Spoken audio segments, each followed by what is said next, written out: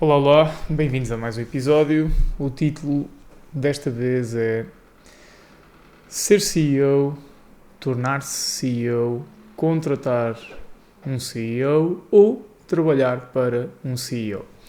E este episódio vem na sequência de muitas conversas com muitos empreendedores, muitos founders que inevitavelmente, em algum momento, são confrontados com a necessidade de crescimento do negócio e confrontados com a necessidade de ter alguém que ocupa a posição de CEO. Na verdade, eu aqui até vou alargar um pouco mais, porque parece-me que na maioria dos negócios, a primeira posição que um founder tem que ocupar depois de começar a contratar deve ser a posição de CEO e COO. Porquê é que eu vejo as coisas desta forma? Na maioria dos negócios será o founder a pessoa melhor posicionada para definir a missão, visão e valores da empresa, também para definir os processos e procedimentos internos da empresa e, por isso, em algum momento inicial, quando o founder começa a ter mais preocupações de C-level, vai acabar por ocupar duas posições em simultâneo. E, porque é que eu digo em algum momento? Porque o momento inicial, na minha visão, é um momento de MVP, é um momento de testar o produto, testar o serviço, ver se existe algum tipo de acolhimento no mercado relativamente à oferta e à proposta de valor do profissional ou da empresa e depois então começar a estruturar a empresa. Essa estruturação da empresa deve acontecer particularmente antes da primeira contratação, mas quando começamos a ter as primeiras contratações, temos que pensar que tipo de contratação é que vamos ter aqui e, na maioria das vezes, o que o founder faz é contratar alguém para ficar com as funções nas quais ele... todas as funções que sente que não deve ser ele a fazer, ele ou ela a fazer, algo com que concordo. Já num dos episódios aqui do Gabinete RP abordei que a forma correta, na minha opinião, de contratar é elencar completamente, catalogar tudo aquilo que fazemos num dia normal. Portanto, vamos imaginar, eu crio um negócio, estou a trabalhar sozinho, sinto que não estou a ter o crescimento no negócio que gostaria de ter e quero contratar. Como é que eu vou definir a figura que quero contratar? Primeiro eu tenho que definir o que é que essa pessoa vai fazer. E para definir o que é que essa pessoa vai fazer, eu tenho que saber o que é que eu próprio estou a fazer. Portanto, catalogar tudo aquilo que estou a fazer, definir o que é que devo ser eu a fazer e o que é que deve ser alguém em quem eu possa delegar. Definida essa função, tipicamente, no caso de empresas de serviços, a primeira pessoa que recrutamos vai ocupar uma posição mais administrativa, de suporte, gestão da agenda. Eventualmente, isto acontece muito no mercado jurídico, contabilístico, de arquitetura, há uma tendência grande para a primeira contratação ser um júnior que tenha formação para começar a ocupar algum trabalho operacional, mas também o trabalho administrativo. Há pessoas que optam por fazer logo várias contratações no início, o que naturalmente é muito melhor para a verticalização mais rápida do negócio, e contratam alguém para a parte administrativa, alguém para a parte financeira, contratam uma equipa operacional. Portanto, se eu tivesse que contratar 4 pessoas para um gabinete de contabilidade, por exemplo, o que é que eu ia fazer? Eu iria contratar provavelmente um recepcionista que iria fazer toda a parte administrativa de gestão da agenda, acolhimento do cliente, resposta a todos os e-mails, resposta a todas as chamadas. Iria ter 2 pessoas na equipa operacional de contabilidade que iriam estar a tratar das avanças de contabilidade que eu tivesse, e eventualmente teria aqui uma pessoa para o departamento financeiro, que é diferente. E reparem, até me parece meio estranho numa empresa de contabilidade estar a contratar alguém para o departamento financeiro. E essa pessoa que iria fazer era uma espécie de trabalho administrativo financeiro que não se confunde necessariamente com contabilidade. Pelo contrário.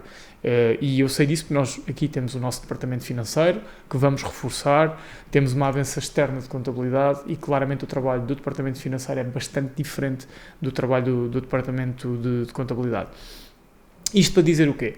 Portanto, eu começo por aí, elenco tudo aquilo que faço, identifico aquilo que não é suposto ser eu a fazer, contrato pessoas para fazerem esse trabalho, conforme a estrutura vai crescendo, vou começando a segmentar cada vez mais as tarefas, portanto no início eu vou contratar um PPTO, não é? Um pau para toda a obra, depois vou começar a segmentar e já vou ter uma pessoa para o financeiro, uma pessoa para a tecnologia, uma pessoa para o administrativo, uma pessoa para relações públicas e vou ter a divisão daquelas funções entre várias pessoas. Na equipa operacional, se calhar vou começar a dividir o trabalho por áreas de atuação, em vez de ter uma pessoa operacional que vai fazer todo o trabalho ou todo o tipo de trabalho operacional, eu começo a ter equipas e cada equipa se foca numa área de atuação. Por exemplo, se tiver uma agência de seguros, se calhar vou ter uma equipa alocada ao seguro ramo vida, o outro ao seguro automóvel, o outro ao seguro profissional, e tenho aqui 3 equipas diferentes. Se eu tiver uma pequeníssima agência em que sou eu e mais uma pessoa no operacional, se calhar os 2 vamos fazer tudo. Mas conforme a empresa vai crescendo, há a necessidade de começar a ter aqui C-levels. Eu não tenho um número mágico para ter um CEO, um COO, um CFO, etc. Não tenho. Acho que depende de negócio para negócio, depende da complexidade de cada negócio. Ter um negócio de serviço é uma coisa, ter um negócio de produtos é outra completamente diferente. Mas, em algum momento, vocês vão perceber que tem que existir um CEO que coordene a representação institucional da empresa, que garanta o pensamento estratégico da empresa juntamente com os restantes sócios, se existirem. Na maioria dos negócios mais pequenos nem existe propriamente vários sócios, existe um founder, um sócio que é também o CEO, ou tenta ser, eu já lá vou chegar. Depois percebo que tem que ter um CFO, normalmente é a pessoa que assume o departamento financeiro. Percebo que se calhar faz sentido ter um CTO, ou seja, alguém que está à frente da tecnologia. Mas vamos nos focar na figura do CEO e do COO. Eu acredito muito na definição de processos internos e de procedimentos internos. São 2 coisas diferentes. E defini-los não é fácil. Definir processos depende de compreender a organização. Normalmente os processos estão diretamente relacionados com o organograma.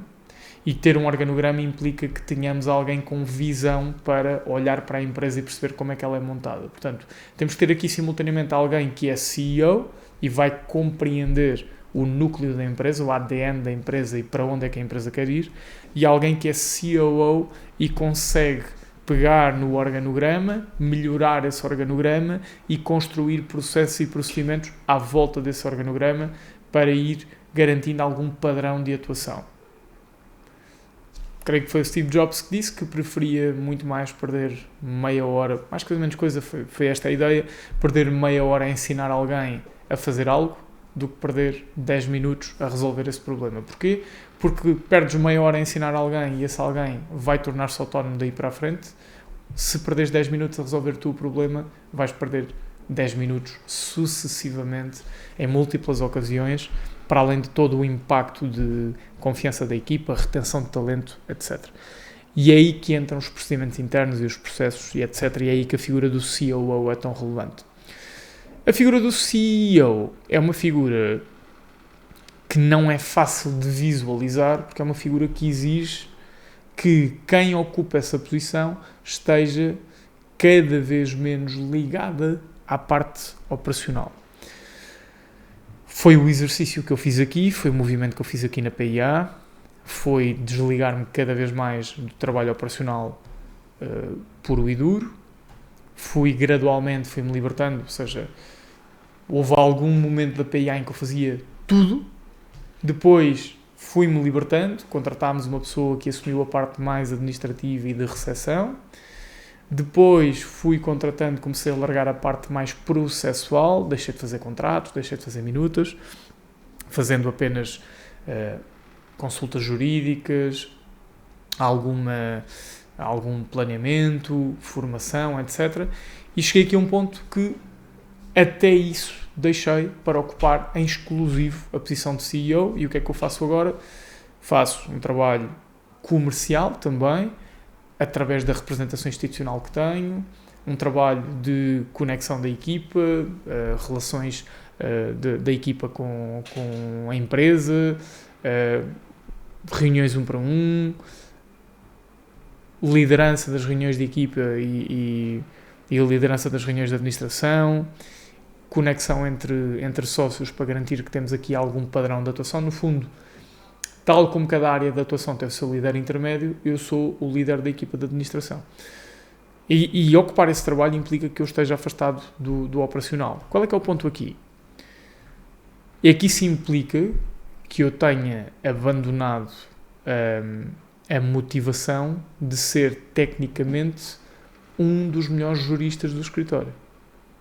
Porquê? Porque em algum momento eu não vou conseguir acompanhar esse ritmo.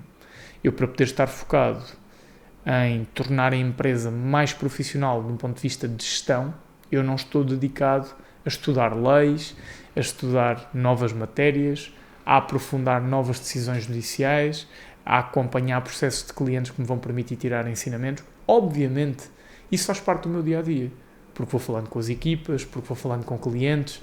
A maioria dos clientes com quem falo no dia-a-dia são os nossos clientes avançados, porque são aqueles com quem nós temos uma relação mais próxima, uma relação institucional mais forte, e esse é o meu trabalho, é nutrir a relação com esses clientes. Então, claro que mantenho, obviamente, uma relação próxima com o jurídico, até porque é a minha formação, mas se eu estivesse agarrado à ideia de ser um dos melhores solicitadores da empresa e tentar, obviamente, ser do mercado, eu não podia ocupar a posição de CEO. Portanto, primeiro eixo, ser CEO. Segundo eixo, tornar-me CEO. Terceiro eixo, contratar um CEO. Quarto eixo, trabalhar para um CEO. Ser CEO implica que, por natureza, nós já temos um traço de gestão, de liderança, de visão de negócio, e isso eu acredito que tenho. Mas eu não nasci CEO, então eu tive que me tornar. Há pessoas, não nasci, ou melhor, não entrei no negócio CEO, é isso que eu quero dizer.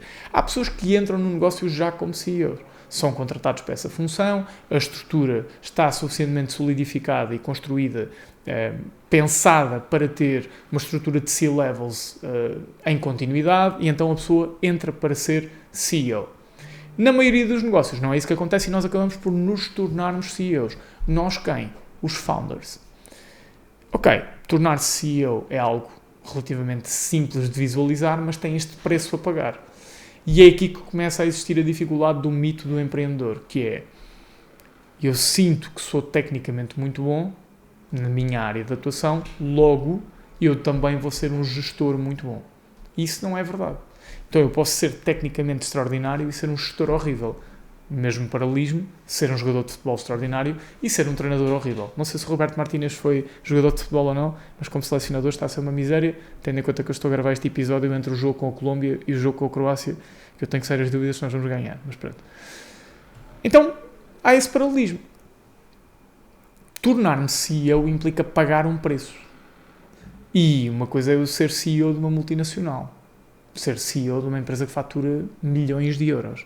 Outra coisa é eu ser CEO da empresa que eu criei, que sinto que está em evolução, que quero continuar a acrescentar valor e que sinto que o meu valor hora, em termos de faturação, vale mais na operação do que no papel de CEO. Porquê?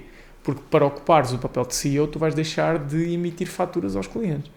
Tu vais deixar de ver a faturação a aumentar em função do teu trabalho. Então, ou melhor, a aumentar diretamente em função do teu trabalho. E isso é um peso grande para quem ocupa essa posição de CEO. E agora estou a ser filmado pelo Cláudio, que não me deixa trabalhar, estão a ver? Isto também faz parte do papel de CEO, que é produzir conteúdo. É a lógica do Founder-Led Growth. E agora, como os nossos gabinetes são em vidro, sinto-me aqui um animal no zoo a ser gravado pelos meus sócios. Mas pronto, vamos continuar. Então, assumir essa posição de CEO tem este preço de: ou eu me vou dedicar a ser o melhor CEO possível, e sei que o preço é ir perdendo o comboio do operacional, ou eu me quero manter como o melhor operacional possível, e é aqui que eu entro nos dois últimos eixos: contratar um CEO ou trabalhar para um CEO. Então, contratar um CEO, qual é que é a lógica aqui? Se eu sei que não tenho características pessoais de liderança de negócio, se eu sei que Eu adoro o trabalho operacional, é aquilo que eu quero fazer, eu quero ser um dos melhores profissionais na minha área de atuação, eu quero ser o melhor possível. Se eu sei que o meu trabalho é acrescentar valor à empresa por aquilo que eu faço na minha área de formação, na minha profissão, seja ela qual for. Sou arquiteto, sou contabilista, sou desenhador, sou topógrafo, sou advogado, sou licitador, médico dentista, o que for. Se eu acho que o resto da minha carreira, onde eu serei feliz e onde eu quero estar, é na operação, então não vale a pena eu iludir-me. Eu vou ser sempre um CEO em part-time.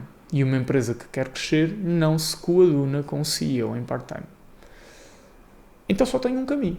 Contratar, ou melhor, tenho 2 caminhos, mas tenho este terceiro caminho, nestes 4 eixos que eu desenhei ainda há pouco. Tenho este eixo de contratar um CEO, sendo que há uma contratação que me parece mais óbvia para empresas pequenas, empresas que ainda estão numa fase mais embrionária, que é eventualmente juntar-me a um sócio. E eu acho que isto é uma solução que poderá funcionar para muita gente. Se eu sei que operacionalmente sou muito bom, se eu sei que vou agregar valor e que já tenho uma empresa que já está a faturar, já tenho 2, 3, 4 pessoas e tenho que ter alguém que assuma uma posição mais de gestão, fará sentido eu juntar-me a um sócio, alguém que vai partilhar as dores do meu negócio, que vai ser também dono do meu negócio e que tem todo o interesse em desenhar comigo a visão da empresa. Portanto, eu vou preservar a minha posição de dono de negócio e simultaneamente vou ser um operacional extraordinário. Mas acabei por me juntar a alguém ou permitir que alguém se junte para, em vez de estar na equipa operacional, estar na equipa de gestão e de liderança, que será o cargo de CEO, sendo que é também dono de negócio. Porquê? Vamos ser realistas. Alguém acredita que uma empresa com 3 ou 4 pessoas tem condições para contratar um C-level como um CEO? É muito difícil. Algum de nós acredita que uma empresa com 4 pessoas, ok, vai depender da faturação, é um facto, vai depender da margem do negócio, da atratividade, os negócios vão mudar bastante com o impacto da inteligência artificial, tudo isso é verdade.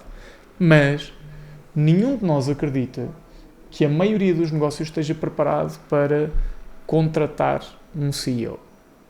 Então, na maioria dos casos, eu absorver um sócio, alguém que quer partilhar o risco daquele negócio e que se identifica mais com uma posição de liderança do que uma posição operacional, é bastante útil. Se eu não estou disponível para aceitar um sócio na minha empresa que me venha agregar valor na gestão da empresa, se eu não consigo ou não quero contratar um CEO, não consigo porque a empresa é pequena, ou porque a área não é atraente, ou porque não há CEOs disponíveis, porque apesar de tudo não é uma profissão propriamente dita, a não ser em grandes empresas,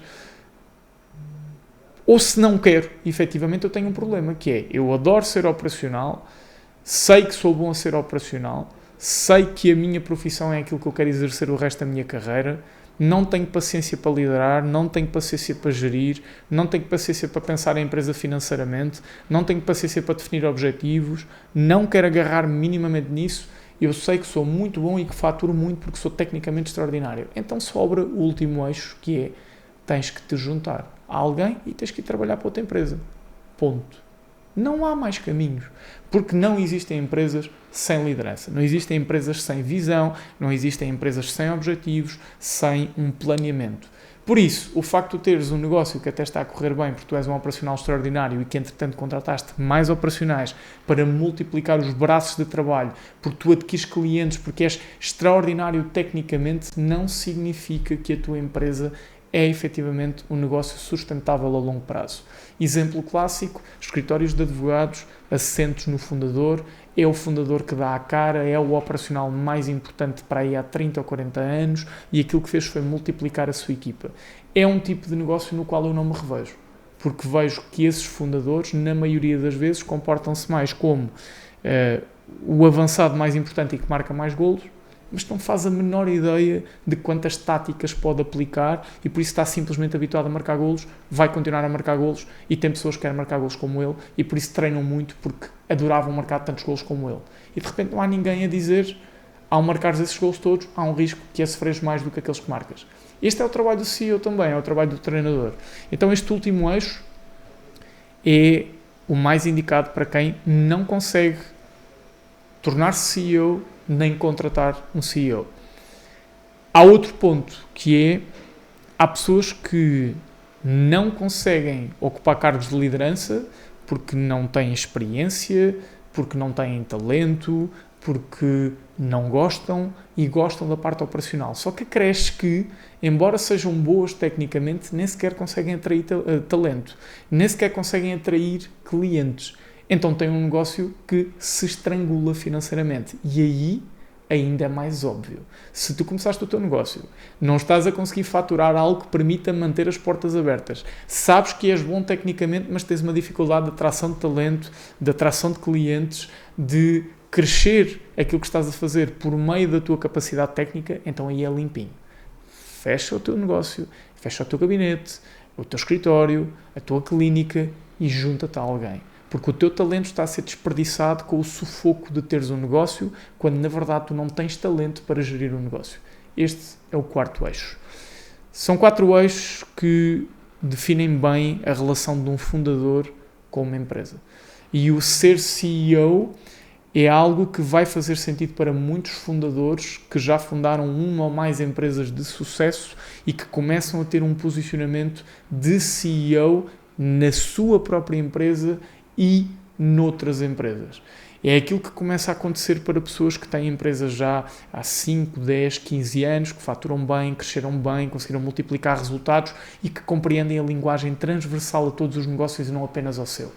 Essas pessoas são fundadores que se tornaram CEOs e, de repente, a sua profissão, a sua mais-valia é ser CEO e não ser o operacional mais eficaz e mais rentável da empresa.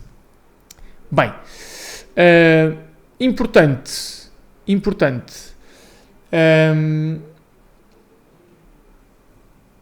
muito importante aqui.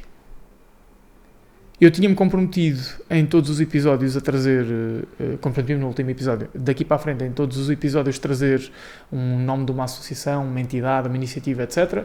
Vou cumprir com isso. No último episódio eu falei sobre ser dador da medula óssea e neste episódio eu vou falar da Casa Esperança, que é um abrigo de animais na Marinha Grande, que faz um trabalho fantástico. Eles são super queridos e, como todos os abrigos para animais, têm as mesmas necessidades do costume de garantir as condições mínimas para os animais que têm nas suas instalações. O apelo é simples, é fácil de perceber. A melhor forma de os ajudarmos efetivamente é com dinheiro, mas há muitas outras formas de ajudar. Fazer voluntariado é uma forma. Se vocês procurarem no Facebook Casa Esperança Marinha Grande, aparece-vos logo. É uma página com 11 mil seguidores na altura em que estou a gravar. Tem contactos disponíveis, se os quiserem visitar. Eles são fantásticos, são super simpáticos. Nós conseguimos ajudá-los agora na sequência da tempestade Christine e felizmente conseguimos ajudá-los ali no âmbito da angariação de fundos que fizemos, e fica esse apelo. Obviamente este apelo valeria para qualquer associação de apoio a animais, mas gosto muito da mensagem da Casa Esperança, por isso neste segundo episódio em que faço o apelo para instituições, a Casa Esperança foi a escolhida e fica esse apelo aí desse lado. Está bem? Obrigado por ouvirem este podcast. Já sabem, o apelo ao do costume: partilhem, deixem feedback, deixem comentários, enviem para amigos, façam essas coisas todas. Eu não tenho ainda estatísticas sobre o crescimento do podcast nos últimos tempos, confesso que não tenho olhado muito para aí, porque já sabem também que não é aí que está o meu foco. Isto é um trabalho essencialmente de terapia pessoal, de maturação de ideias. Esta ótica do posicionamento do founder relativamente à posição de CEO foi uma ideia que tive aqui a desenvolver nos últimos tempos em conversa com vários founders e achei que fazia sentido partilhar. Por isso, fica aqui este episódio que acredito que vos vai agregar muito valor, e lembrem-se, quando quiserem dar uma mãozinha à sociedade e devolver um pouco daquilo que a vida vos tem dado, lembrem-se, vão aqui até à Casa Esperança e deixem aí o vosso contributo. Está bem? Obrigado a todos e até o próximo episódio. Tchau, tchau.